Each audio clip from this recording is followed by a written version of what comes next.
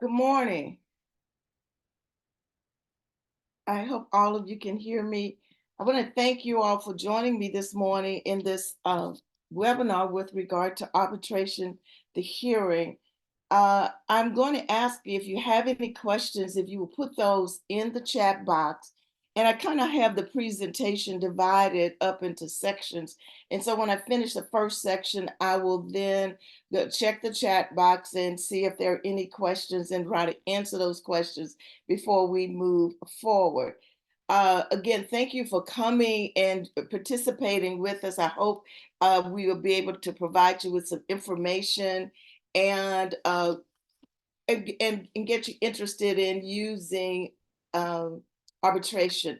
As you see, my title is Arbitration, the Other Alternative. And of course, most of you are familiar with mediations, but arbitration is in fact another resource other than actually trying cases in court.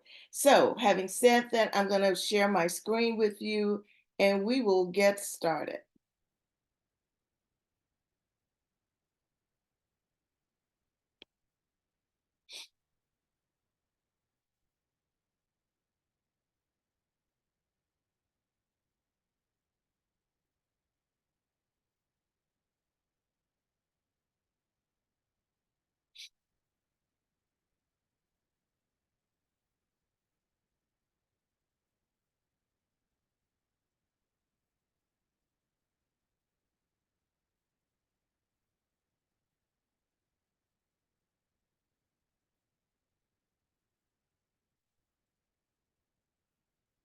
Okay. Fine.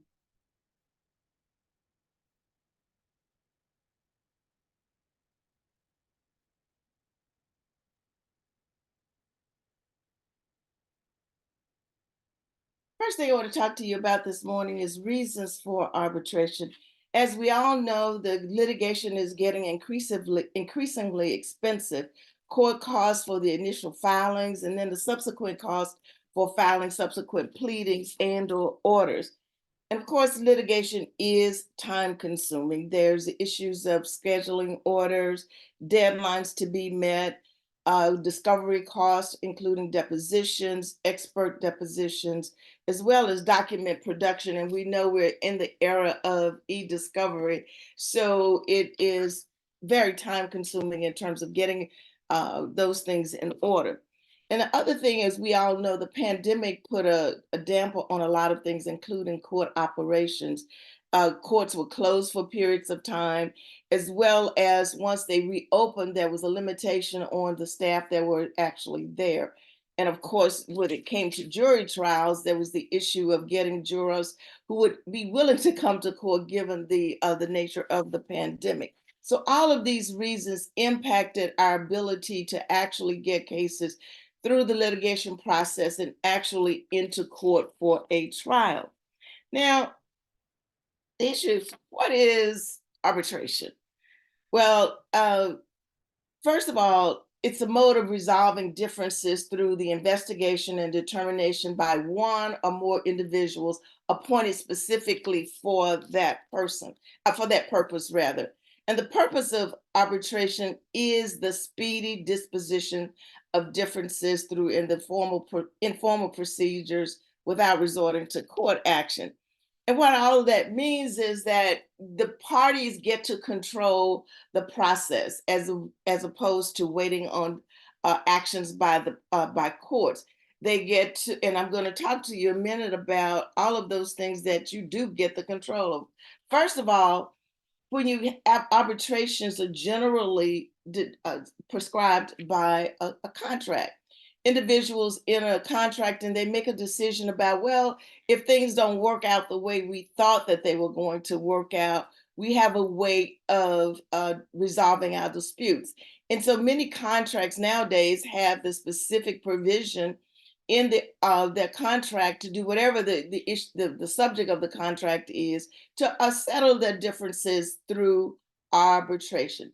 Now, because it is a contract, the parties who enter into the arbitration agreement, they have to have the capacity to make the contract. That is the proper age, the proper mental status, and all of those elements that go into making a contract that includes an arbitration provision must in fact be in the contract, and the parties have the capacity to make the contract. Now, the interesting part of arbitration agreements is that the contract provides for choice of law, and that law governs what law will be applied during the arbitrate by the arbitrator during the arbitration proceeding. So you get to choose whether it's going to be Louisiana law, Delaware law, or whatever. And that once that's decided, that then parties know where, if there's a dispute that arises, what law is going to be applied, and you have some choice in making the decision about where that law is going to apply. Uh, excuse me. Now, and as I said, because you get to choose where and where the law is going to be applied, what law is going to be applied, it could be anywhere in the world. I've seen arbitration agreements that were made in Louisiana say we will mediate in Mexico or wherever in the world you decide. But again, the parties get to decide where they are going to arbitrate. And the arbitration agreement generally also provides the method by which the arbitrator is going to be chosen. As I showed you a moment ago, the arbitration can call for a single arbitrator or can call for a panel of arbitrators.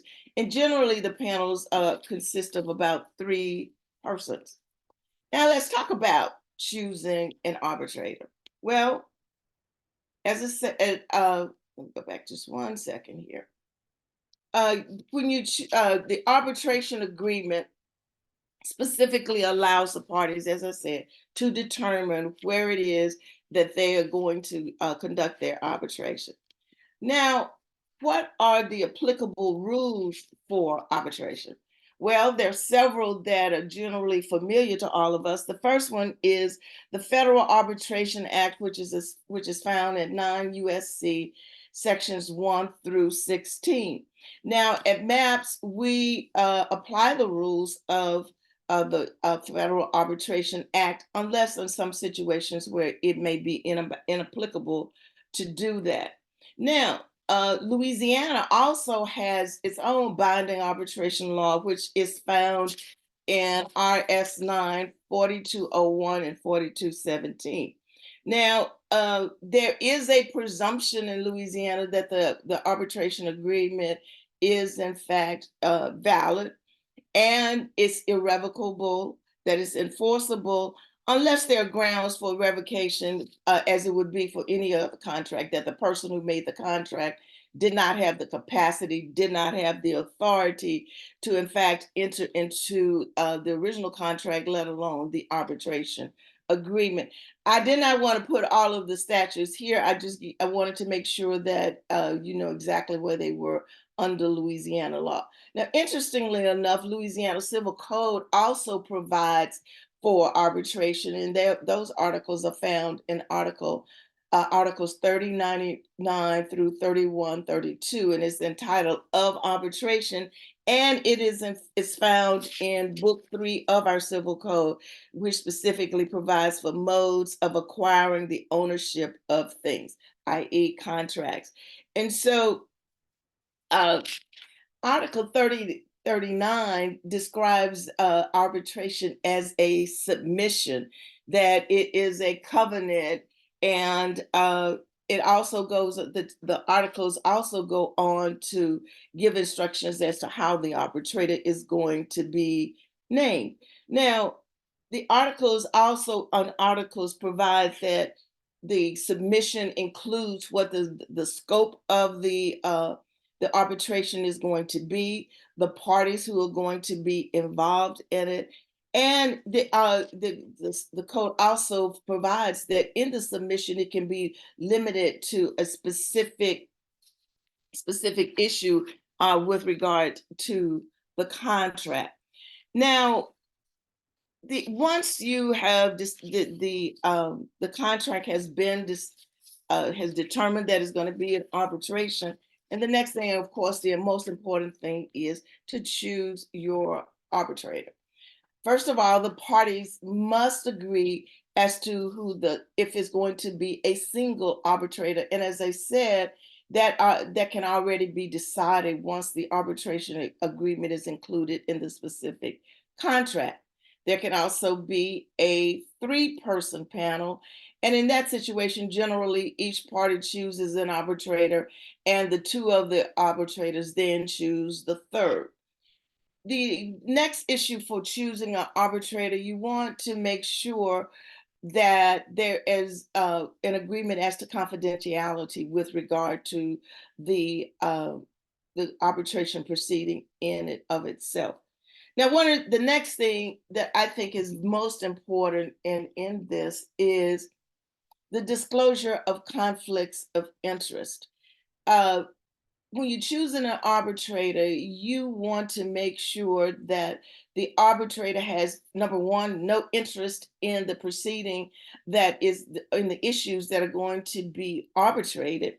Secondly, that if there's any relationship between either of the parties to the contract, if there's a relationship between the attorneys who are representing the respective parties with regard to the issues in the contract. So it is very important. The disclosure is the key for the arbitrator.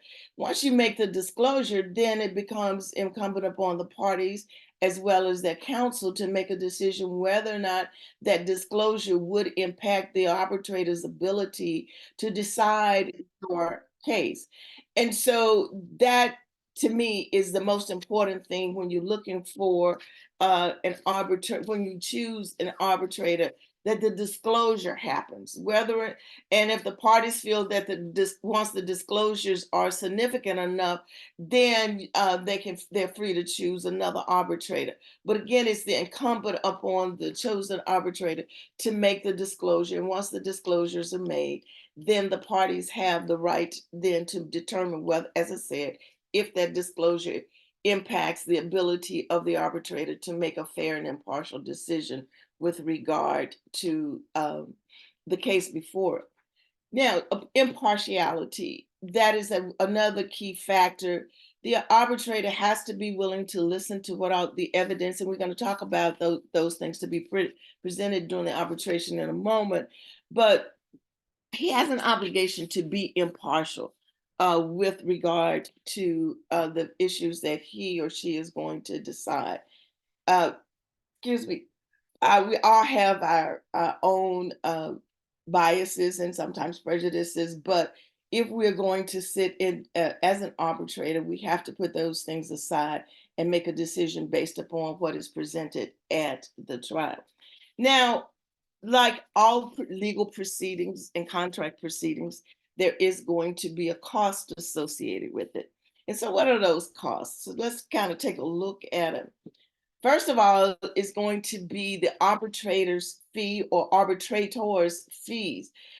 Generally, those can be negotiated between the parties and the arbitrators in terms of what they are going to be. Now, the next thing we have to look at is the administrative fees.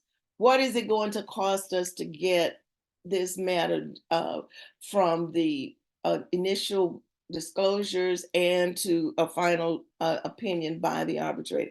Well, again, that's going to depend upon whether parties decided ahead of time where the location of the arbitration is going to be. If it's going to be within the state where the contract is, or is going to be out of state, and in some instances out of the country. Those are important. Those important factors to consider when we're talking about cost.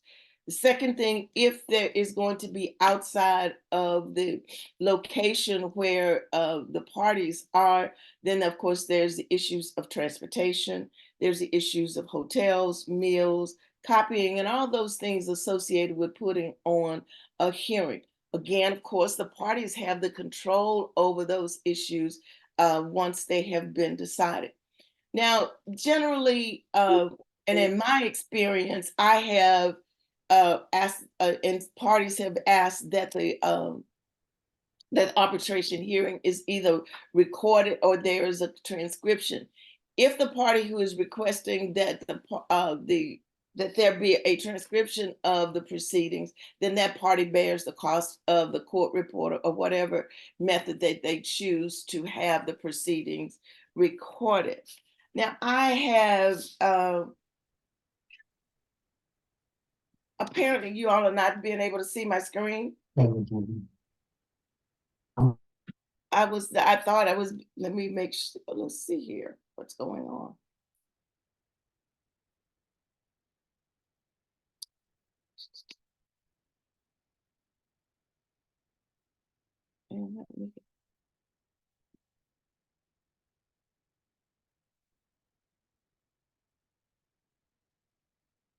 Oh, I am so sorry. I was talking and did not see my text.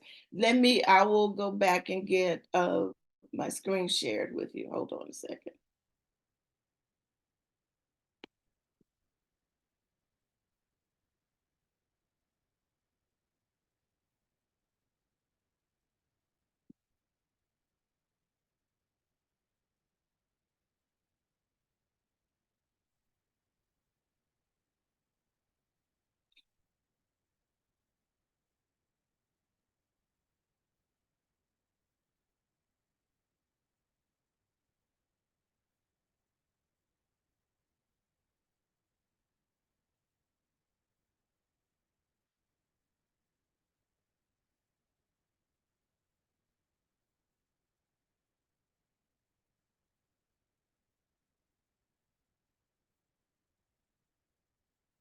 Okay. Are you able to, will somebody let me know in the chat if you are able to see okay,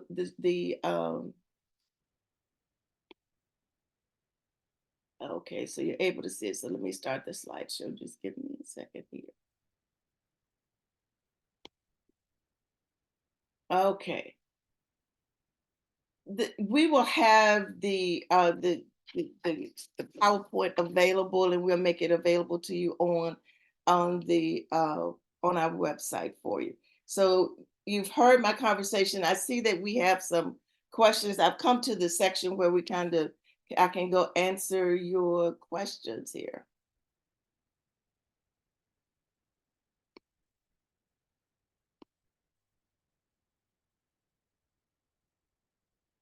Okay, now that everybody can see it, we can see it. All right.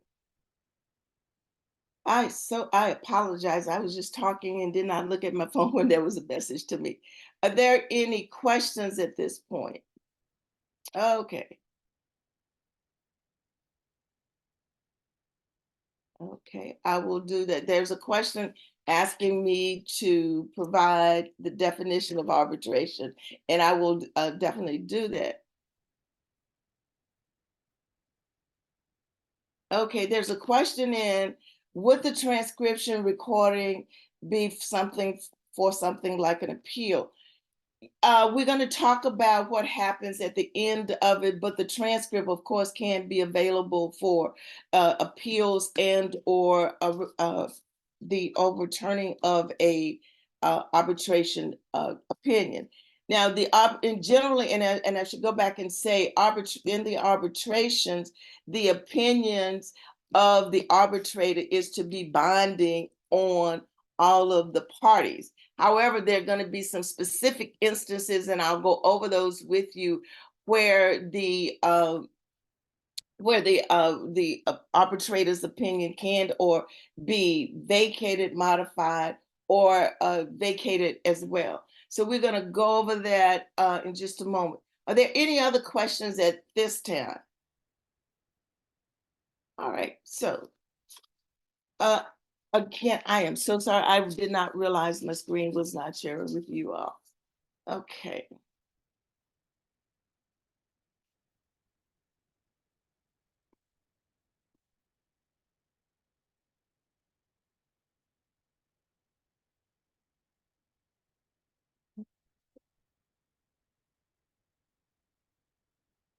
All right.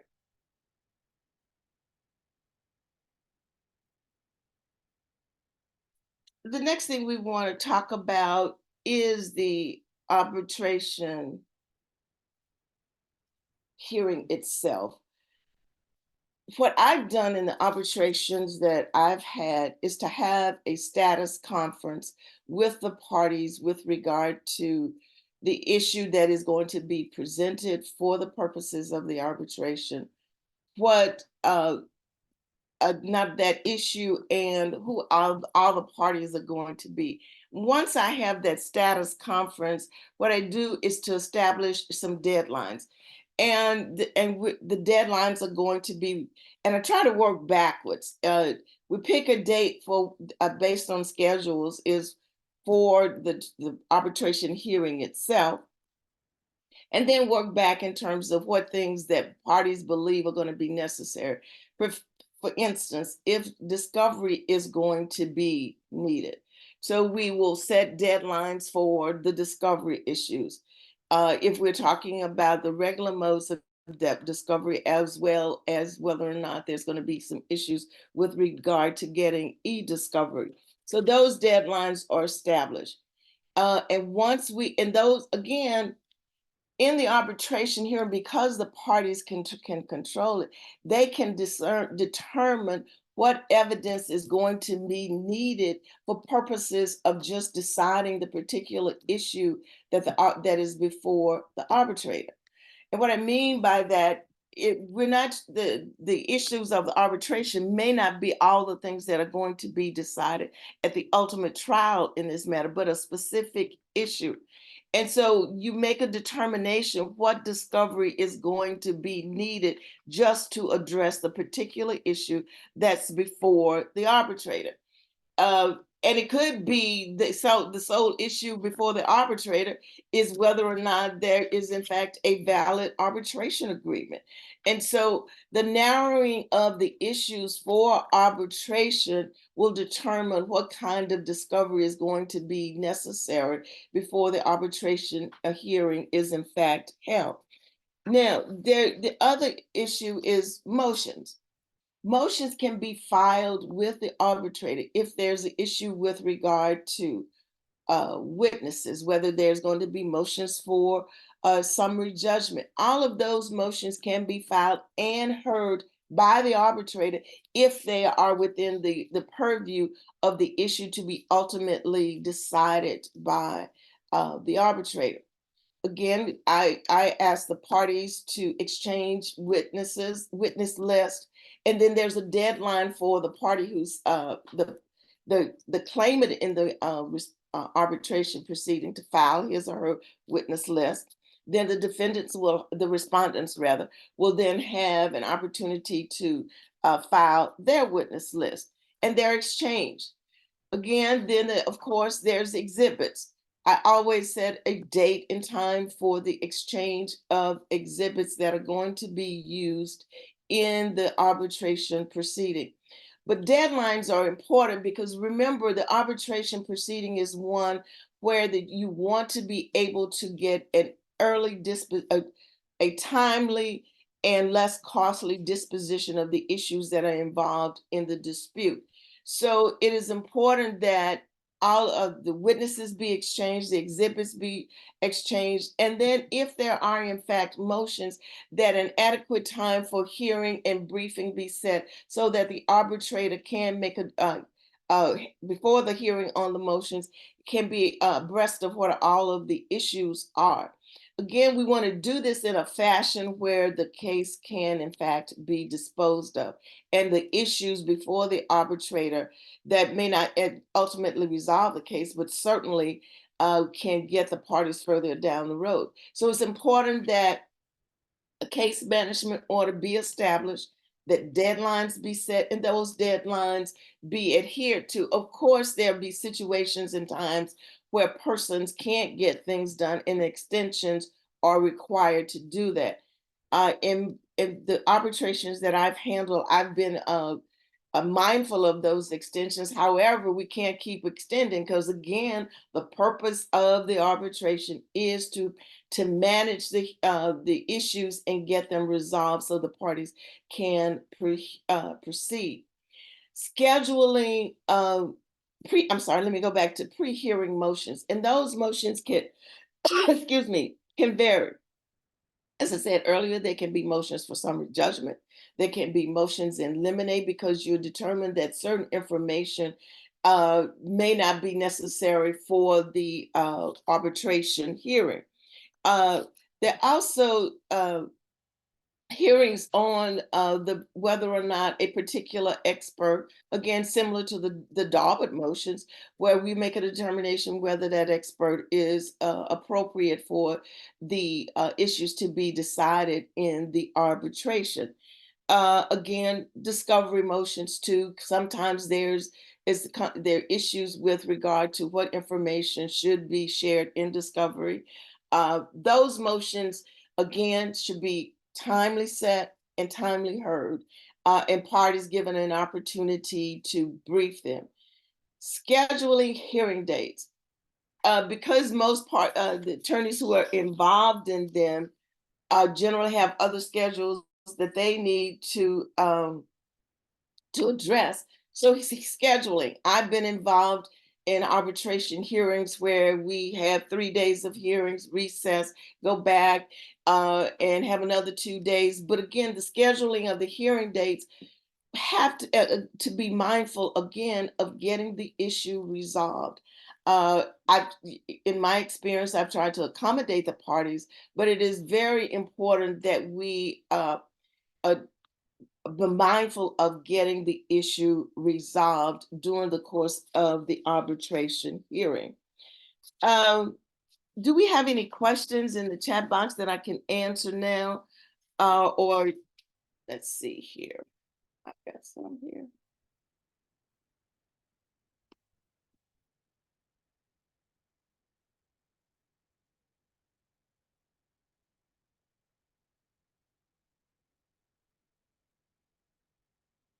Okay. The question I have here is the arbitration forum fees and the arbitrator's fees usually reach $500,000. Do you find that to be fair to the poor plaintiff?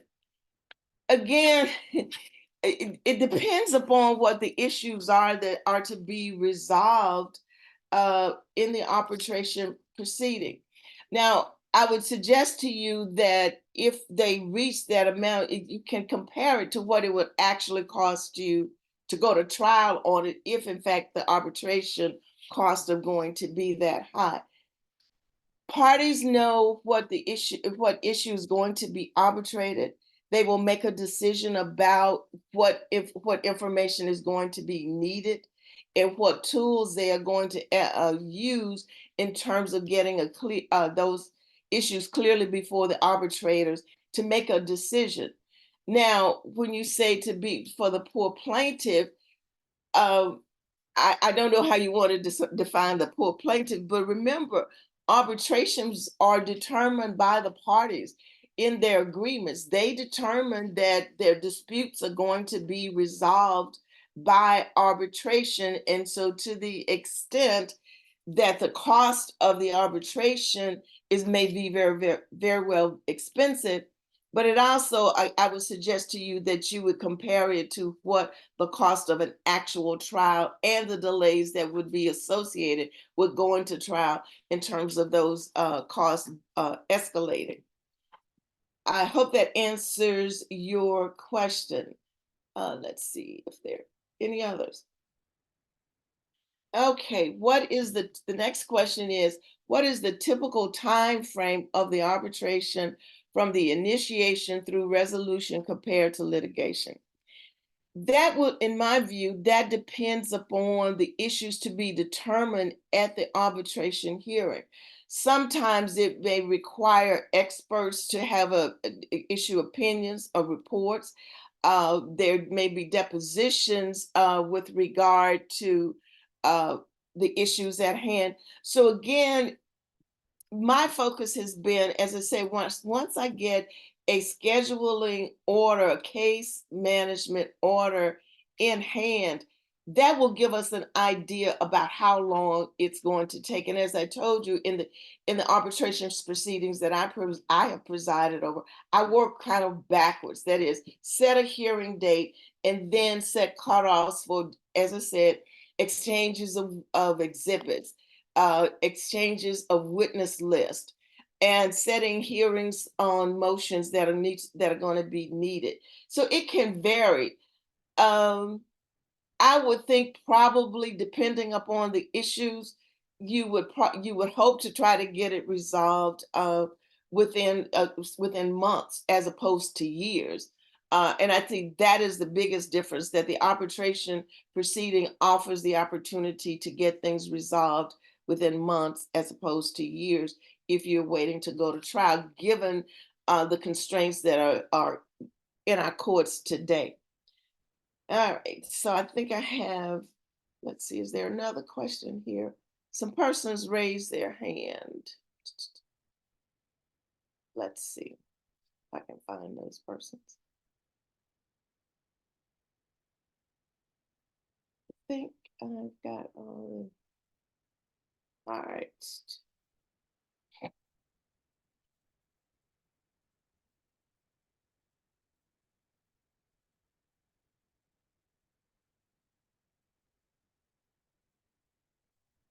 All right, I have a question here. Can I talk about who decides if the arbitration applies to a case? That is generally left up to the arbitrator. The arbitrators will determine whether or not what issues are going to be before. The parties will say this particular issue needs to be decided by arbitration before we can go forward with it. But the arbitrator gets to make the arbitrators, or if you have a panel, the arbitrators decide whether or not what if the arbitration is applicable. And I will tell you, in some instances of arbitration, before arbitration actually happens, that question comes up, and then that question will require discovery and the like. But that issue is going to be decided by the arbitrators. All right. Let's see. Okay, I think I've solved the problem of everybody being able to see things on the screen, because that was one of the questions.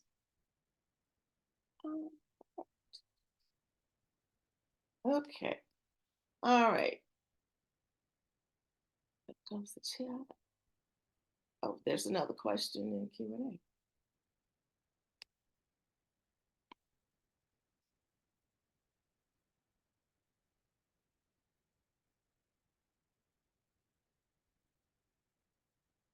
Okay, the next question I have here is, do state court judges realize that the arbitrator charges you hundreds of thousands of dollars, and it is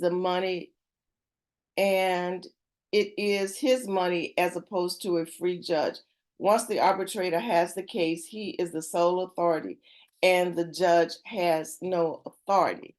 Well, to answer your first question, again, we're going to go back to how does the issue of arbitration come about? And that is through a contract. Now, I don't know if the contract calls for an arbitrator, then, and I'm going to talk about in a moment about the fact that for instance, if a case is filed and there is an arbitration agreement that says the issue that has been raised in the lawsuit is one that is going to be subject to the arbitration, the respondent can come in and say to the court, Judge, this case in Louisiana, where you will file a dilatory exception saying that it's premature, that the case is not ripe for trial on as there is an arbitration agreement, and that issue needs to be presented to a arbitrator before it's decided. Now, whether or not the court knows that it's going to cost hundreds of thousands of dollars, I can't answer that question. But what we do know is that the parties have agreed that the language of the contract, generally we say something like, if any issue arising out of this contract is going to go to arbitration.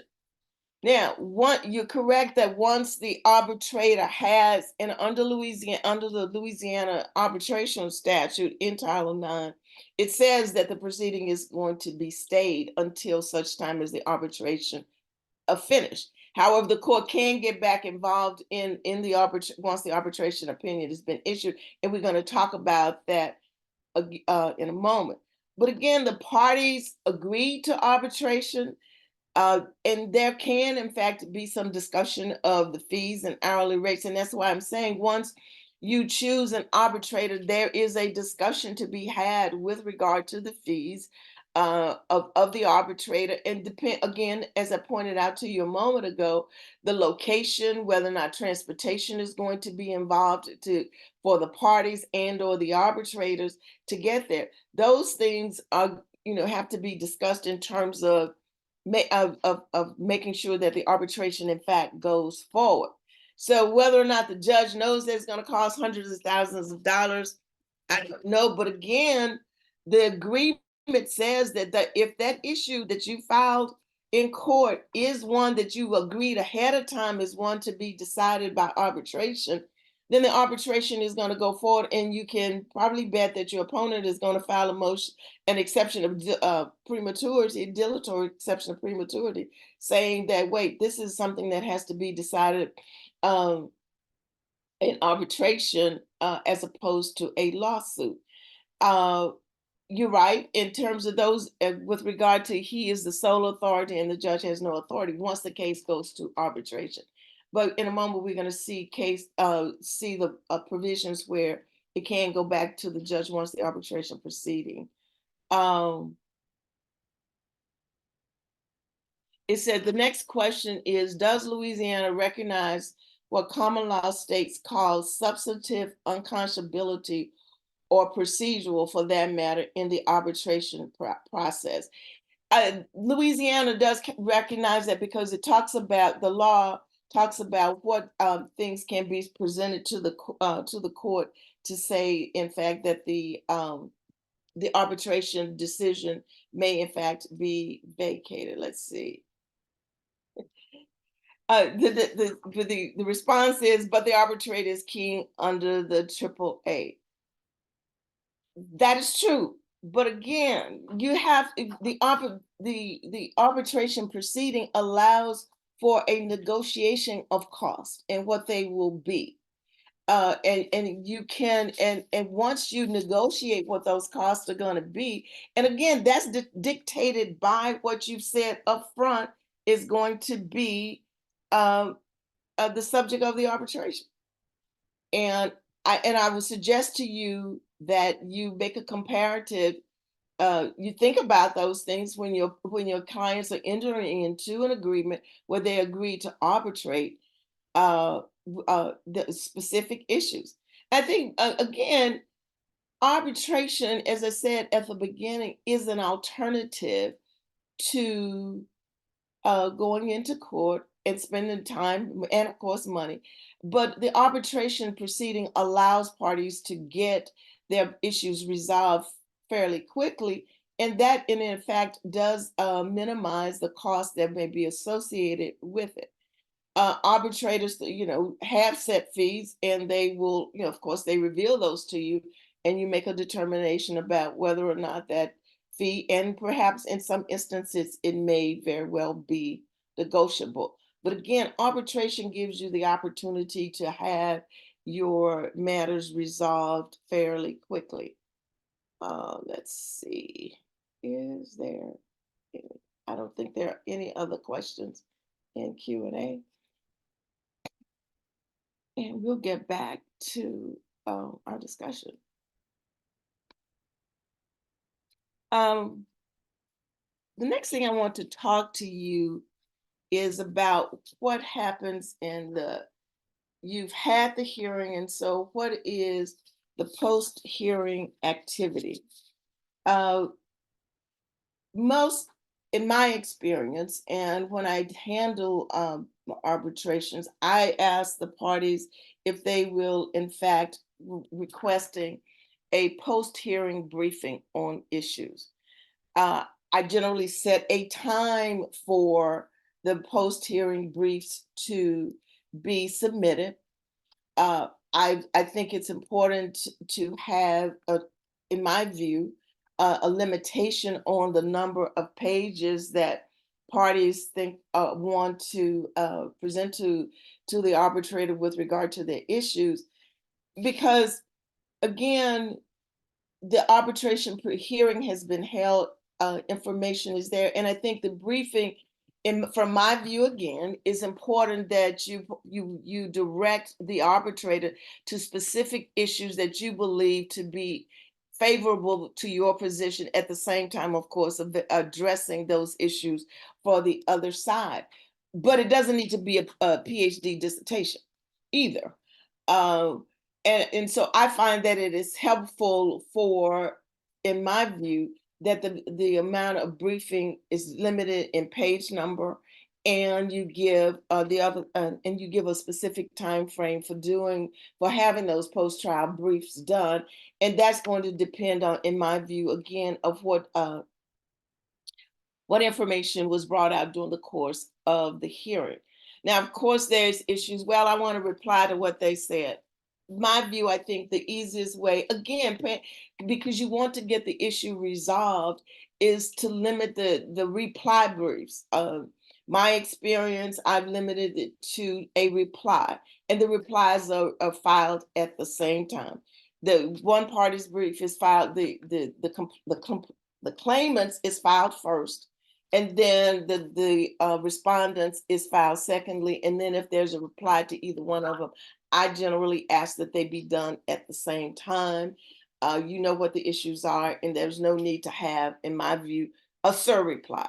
Again, we're focusing on getting the issue resolved in a timely fashion than it would otherwise have been in a court proceeding. Now, the arbitrator's award under our law, and as well as the FAA, must be in writing, and it has to be signed by the arbitrator if there's a single arbitrator, or if it's not, then it has to be it must be signed by all three members of the panel, if it is 3 or 5 or whatever the number is, but all panel members have to sign it. Now, the award, if there's a panel, then a majority of the panel members have to agree as to what the award is going to be. So, and lawyers, of course, are always interested in what the time limit is going to be on getting the award out. And generally, in my view, I try to get them out with at least 30 to 45 days after the hearing has been held. Now, what happens? A moment ago, one of the questions says that the arbitrator is keen, but the arbitrators, there is some appellate review. First of all, let's talk about once the arbitrator makes his or her award, that award cannot be overturned, because remember, we're talking about binding arbitration, and it's very specific under the FAA. Excuse me, excuse me, and the award can be overturned where the award was procured by corruption, fraud, or undue means. Secondly, where there was an evident partiality or corruption in the arbitrators or either of them, where the arbitrators were guilty of misconduct in refusing to postpone the hearing upon sufficient cause shown, or in refusing to hear evidence pertinent and material to the controversy, or any other misbehavior by which the rights of any party have been prejudiced, or number 4, where the arbitrators exceed their powers or so imperfectly executed them that a mutual final and definitive award upon the subject matter submitted was not made. So to the key point, the arbitrator's opinion, or the arbitrator or arbitrators panel, their opinion is going to be binding upon all of the parties unless one of these four reasons can be shown to vacate or override the award. Now, once the award is made by the arbitrator, then it's incumbent upon the successful party to present that award to the court and making that award a judgment of the court. Now, somebody asked, can it be appealed? The judgments, once the judgment on the award can be appealed under the normal course of appellate procedure. Now, the appeal under Louisiana, under RS 94215, can be had, as I said, once the judgment has been determined, has been made a judgment of the court. Now, the judgment of the court can either confirm the award, it can modify the appeal can either confirm the award, modify the award, or correct or vacate the award altogether, and the judgment itself. So the award of the arbitrator is binding on the parties unless you can show that there, as I said earlier, there was some fraud, corruption, undue, or the arbitrator's award that it may has no relevance or to the evidence that was adduced during the course of the arbitration hearing. Now, the timeliness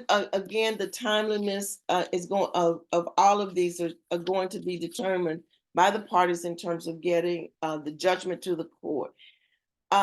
Let's see, are there any other questions with regard to any of the materials? What I've tried to do this morning is to give you a snapshot of what the arbitration proceeding looks like, what the parties can be engaged in, what the arbitrator can determine, what are going to be the responsibilities of the parties who are engaged in the arbitration, as well as the responsibilities of the arbitrator or arbitrator panel. I am going to go back to the question and answers.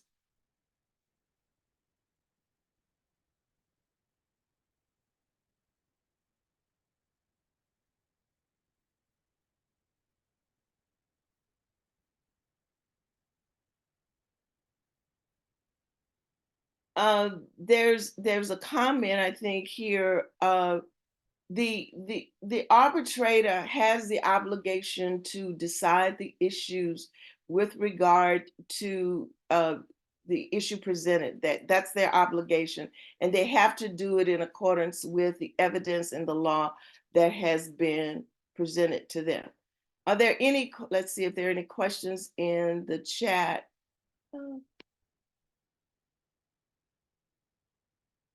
I can't, you know, my information to you. I can't believe I was that thorough that no one has any questions with regard to the arbitration process. Again, I apologize for not paying attention to the fact that there was that you all were not able to see the screen. I am going to have the PowerPoint submitted, is going to be transmitted to all of you who have attended. Again, thank you for joining us this morning. MAPS is available for arbitrations. And again, if you have any specific questions with regard to any of the information that I've given to you this morning, please, you can contact me at MAPS, and I'll be glad to assist you with any clearing up any of the information I provided. Again, oh, I've got some questions in the chat.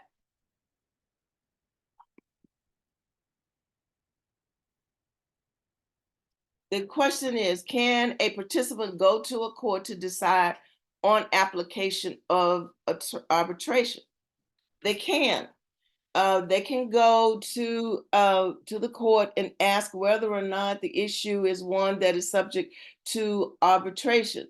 However, again, the agreement is going to dictate if it says any issue of if the language of the contract says that we are going to submit to arbitration any and all of our issues disputes rather arising from this contract, arbitration is going to be the one. And if you go ahead and file that lawsuit, a complainant can actually come into court and say, look, this lawsuit is premature. As I said earlier, we need to go do the arbitration first, and then the court will decide whether or not uh, if the issue is. And one other thing, the court can decide whether the contract that is at issue with the arbitration clause, in fact, a valid one, because contracts can be overturned if they do not meet the requirements of a contract. The persons have the ability to contract, that there is no impediments to entering into the contract. Those things can be decided by the court if, in fact, the contract itself that contains the arbitration provision is, in fact, valid. Okay, let's see what's the new next. Let me see. I'm trying to check to see if there is any other questions. Oh, I appreciate the comments. And the thanks for this presentation this morning. As I said, I hope it has given you some basics um to for arbitration, and that you are mindful. Again, the whole purpose of an arbitration is to limit the amount of time and expense in uh, resolving legal issues between the parties. And again, you have the control because you, as parties, get to make that decision about what issues are going to, in fact, be subject to arbitration. I'm going to check again to see um, if there are any other questions. Let's see what's in the Q&A.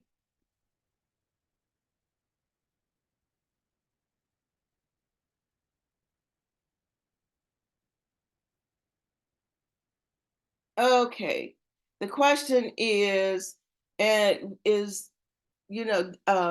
someone on your end submit this to LSBA for CLE, or do we do something? Jennifer, if you're on, I think, can you help answer that question for me?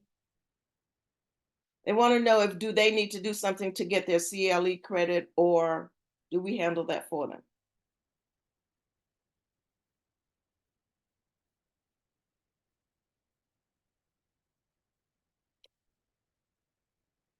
Jennifer? Let's see where Jennifer is.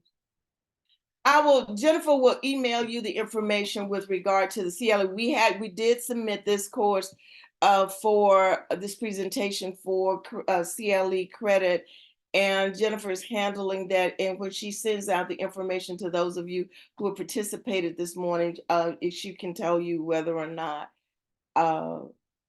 you whether or not how you get your CLE credit. Um,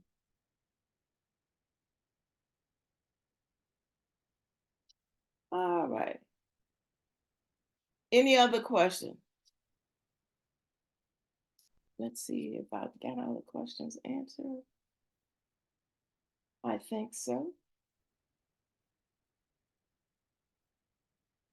Thank you again for joining us. Again, our MAPS does in fact provide the services for arbitration. And I hope this has been helpful for you in your practices, as well as assisting your clients when you are drawing up contracts and including arbitration procedures. Thank you again, and all of you have a great day and enjoy the Jazz Fest weekend.